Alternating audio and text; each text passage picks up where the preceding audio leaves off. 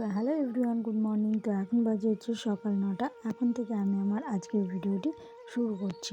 তো দেখো, ঠান্ডায় খুব কষ্ট করে সকালবেলায় ঘুম থেকে উঠে, সকাল বলবো না, এখন অনেকটাই বেলা হয়ে গিয়েছে, 9টা বাজে প্রায়। তবুও এখনও সূর্য মামার দেখা মেলেনি। আর প্রচণ্ড হাওয়া হচ্ছে, প্রচণ্ড ঠান্ডা পড়ছে। এই ঠান্ডায় না আমার একদম সহ্য না, আমি ঠান্ডা একদম সহ্য করতে পারি না। তো দেখো, ঝাড়টার দিয়ে নিয়ে মেয়ে, এখানে কুকুরটা এসেছে, বলছে মা বিস্কুট দেবো, তাই ওকে বললাম একটা বিস্কুট দিতে। দেখো, ঝাড়টার দিয়ে চা খাওয়া হয়ে গিয়েছে। তো চাটা খাওয়ার পরে তো এখন বাজে হচ্ছে 9:30 মতো। মেয়েকে নিয়ে এসেছি সেন্টারে। তো একটু এখানে পড়াটরা হলো, খিচুড়ি টিচুড়ি দিয়ে বাড়ি গিয়ে তো আবার চলে এসেছি সবজি আনতে। দেখো, সবজিওয়ালাটা কত দূর চলে এসেছে, অনেকটা দূরে। আমরা হাঁটতে হাঁটতে আসলাম আবার মন্দিরের কাছে। চলো সবজি টবজি নিয়ে যাই, দেখি কী কী নেওয়া যায়। তো তোমরা ভিডিওটি দেখতে থাকো এবং সঙ্গে থাকো।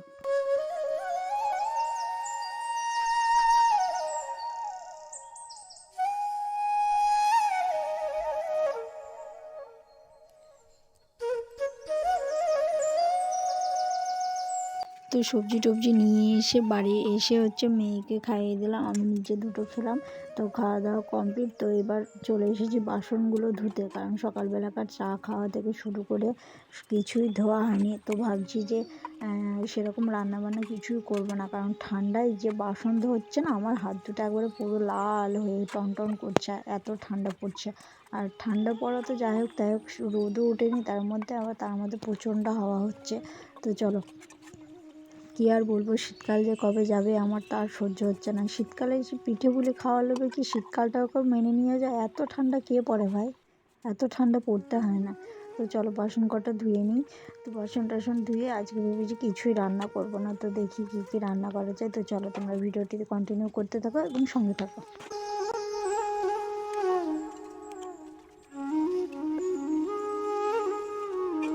এদিকে দেখো, থাল টাল ধুয়ে বাগান থেকে না একটা গাছের ডাল ভাঙার আওয়াজ শুনতে পেলাম ঘর থেকে।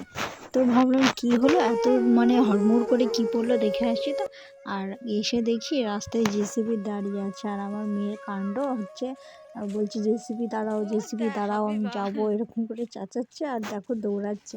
হ্যাঁ, তো দেখছি যে এসে রাস্তা খুঁড়ে এসে একাকার কাণ্ড, মানে যে বাড়ি বাড়ি যে ট্যাপের পাইপ লাইনগুলো গিয়েছে ওইগুলো ঠিক করছে, মোটা পাইপ দিয়েছে তো রাস্তায়। তো সেটাই আবার দেখতে আসলাম মেয়ের সাথে সাথে। তো দেখছে এসে, মানে আমরা যে রাস্তাটা দিয়ে গলি মুখে ওই জায়গাটা যে দিয়ে উঠি, ওই জায়গাটা একটা মস্ত বড় ডাল ভেঙে রাস্তাটা পুরো ব্লক হয়ে গিয়েছে। আর ওই দেখো, দেখতে পাচ্ছ তোমরা জেসিপিতে রাস্তা করছে। তো চলো বাড়ি গিয়ে, তো দেখো বাড়ি এসে হচ্ছে রান্না বান্না করবো, ওই জন্য বসে পড়েছি সবজি কাটতে। তো দেখো বেগুন নিয়ে বসে পড়েছি, ধনেপাতা নিয়েছি আর পেঁয়াজ কলি নিয়েছি। জানো তো, পেঁয়াজ কলিটা আজকে করবো না, কারণ ঠান্ডায় বেশি কিছু রান্না করতে আমার ভালো লাগছে না একটু।